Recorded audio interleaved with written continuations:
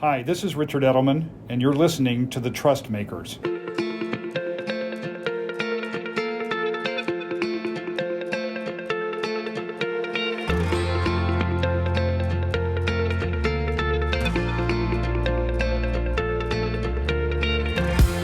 Hi, I'm Joe Kingsbury, Global Chair of Edelman Business Marketing, and it's a pleasure to have you with us on the Trust Makers podcast. In this episode, we're going to dive into the topic of brand building, trust, in a time of incredible technological change. I couldn't be more excited about the guest joining us to explore that topic. With me today is Lynette Jackson, the Chief Communications Officer at Siemens, a company that's been at the forefront of innovation across several industries for 175 years. Wow. She is a seasoned communicator and a brand builder in the technology industry. So Lynette, it's great to have you here, and welcome to the Trust Makers. Thank you so much for having me. I'll just point out that I haven't been with Siemens for 176 years. That would be quite an accomplishment. Lynette, you've worked to build technology brands throughout your career in marketing communications. What initially attracted you to work in technology? I have to admit that it happened by accident, that I found a company that was down the road from where I was working in a PR consultancy. And then I was interested in the international element of working at that company. And then I realized that it was technology. And then I've stuck with it because it's endlessly changing. And from a communications perspective, that means you've got something new to write about, talk about all of the time. How do you think the role of communications and marketing in the tech sector has evolved since you began your career? I was really thinking about this preparing for our conversation today, and it made me remember very early thought leadership activities that I was doing. And now it's more than 20 years ago, and trying to be credible for a business to business audience. And we used to have biannual publication that was really deep thought leadership content around. At the time it was airbags and seatbelt system, but really, really highly credible, deep content. And so what's changed is the volume of information that all of us have to consume. So our customers are no different.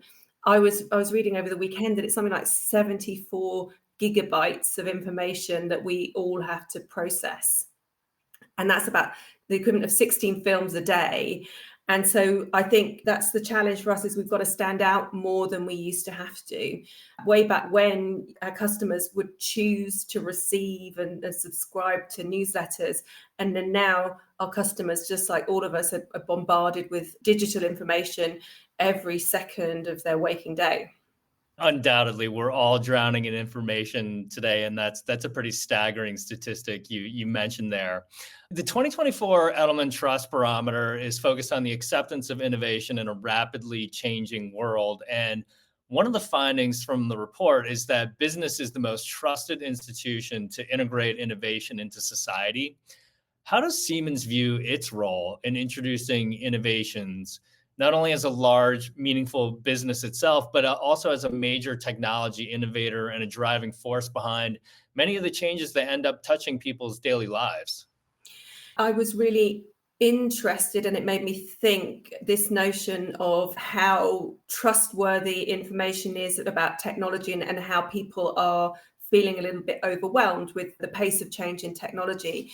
So I would split it in terms of our customers, who are largely quite technical, many engineers. So there, it's great that we can read from your report that they trust us, and they're likely to trust us more than they do other institutions. But then if I go into the communities where we work and among our employees, then I think we have a task to help take them along with us with that rapid pace of change in technology.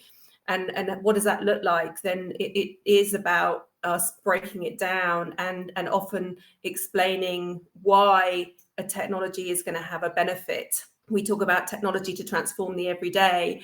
And so then it's about, for the different stakeholders, explaining that in potentially easier terms than to that technical audience. I also grew up in the enterprise technology industry, Lynette, and I remember a mentor that I used to work with who always talked about the importance of making issues kitchen table, right? There's certainly a role for the technical in certain settings, but to really be able to make things almost as if you were having a conversation at the kitchen table. How would you explain something for your grandmother, for example? So that definitely resonates with me. Siemens has a large, complex set of stakeholders to the business. How do you think about building and maintaining trust across such a wide array of people with, in some cases, very different interests and concerns? As all good communications functions, then we do try and segment our audiences and think about what they need at the different stages of their journey with us. And something else that is incredibly important is to build trust. You need to think about consistency. You need to think about the value of your content. You need to think about making it accessible. I'm going to steal your kitchen table. So it's about making it accessible as well. So we really do it in a technical way and use data and analytics to check how we're doing at the different phases of that journey. So speaking of technology, artificial intelligence is at the forefront of conversation across just about every industry today, especially technology companies like Siemens. And according to the Trust Barometer, AI is seemingly at a crossroads, with 35% of global respondents saying that they reject the innovation and 30% say that they accept it. With now being such a key moment for the development and the rollout of artificial intelligence, how are you considering implementing and communicating about AI at Siemens? I can remember, like probably most communicators, the moment that I heard about ChatGPT, but that wasn't the first time I'd had to think about AI for Siemens. That's been something since I joined the company 5.5 years ago. We've been looking at AI and predictive maintenance. And actually, there was a really nice piece of thought leadership content that talked about ChatGPT's grandmother, because in the early 70s, our research department were doing research on what is now generative AI. And our first production solution was in 1985. So then it becomes, how do you stand out and enhance your credibility when everyone is talking about something where we have a right to be seen as a leader, but there's so much noise. So then we really have to be systematic about making it clear that we're not just talking about something that we just started thinking about 15 months ago, but that we're talking about something where we have a long history. And actually, we're the number one in patents for AI in Europe. And what's even more challenging for us is to make it clear that we aren't just reliant on the partners that we're working with. So we have collaborations with AWS, with NVIDIA, with Microsoft, which is great for showing our leadership, but also could make people think that we are reliant on them. So it's very important that we're communicating our strength and what we bring to the party, which is actually you mentioned that we're operating in many different industries and we've got such deep domain know-how there. We're able to take the infrastructure of AI that might be provided by a partner and then apply it. But our communications department, like many others, are looking at it very regularly to say, how do we best communicate to convince our customers that we're the right partner and to gain new customers in this game-changing technology? Going back to the wide array of stakeholders that you have, and specific to the AI topic, Lynette, how do you think about communicating to, in some cases, very technical audiences that are experienced in AI and may have certain information needs versus the informed public or even the general public? Is that relevant for Siemens? Is there a way that you think about sort of striking a balance among different audiences? What's important is that relevance. And actually, this week, we're going to be publishing a study that we've done together with MIT to go pretty deep and to give that value added content for the experts among our customer audience. And at the same time, we've got content that is kind of intro to for our people, for our colleagues who might just be grappling with understanding the many different elements of AI. And then we've got pretty much everything in between. And so it's about segmenting the information to make it targeted and relevant and value added for the different stakeholders. It sounds like a fascinating study. I'll certainly be eagerly awaiting the chance to dig into that.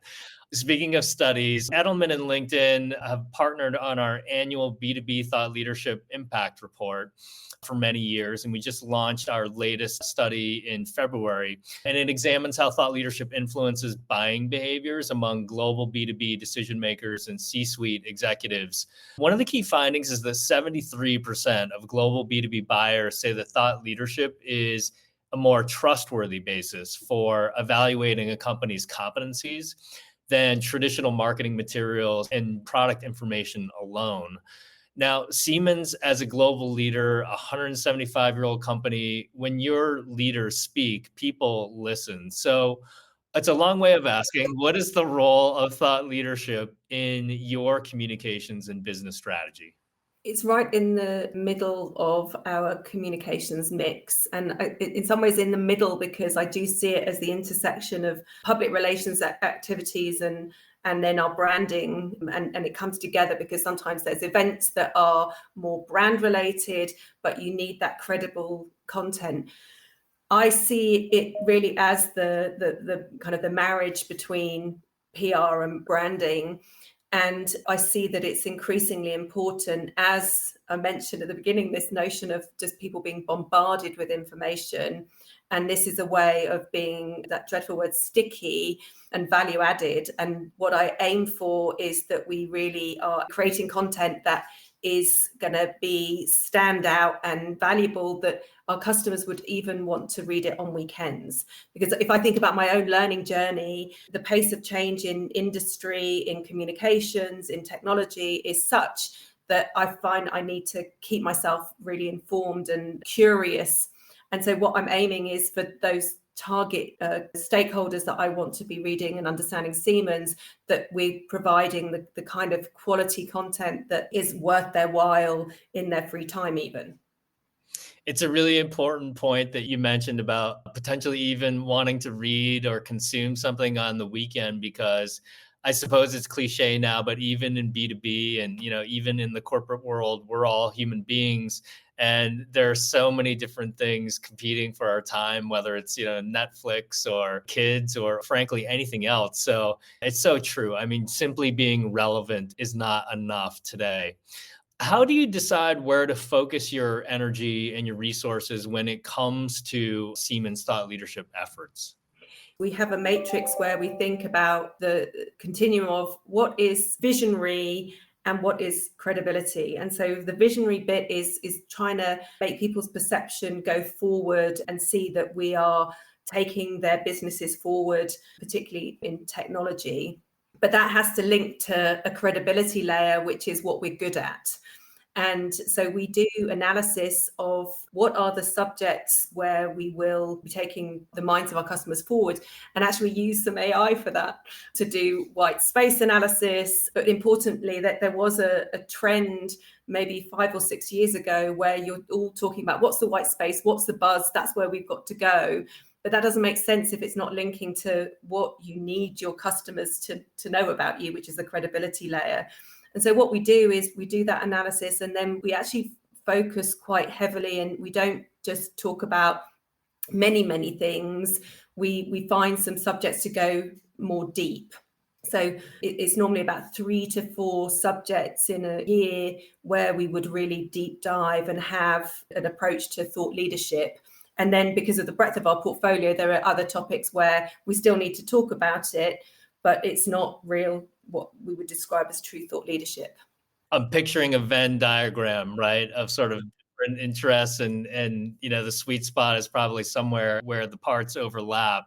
Along those lines, what are the business impacts that Siemens really seeks to enable through thought leadership, communications, and marketing?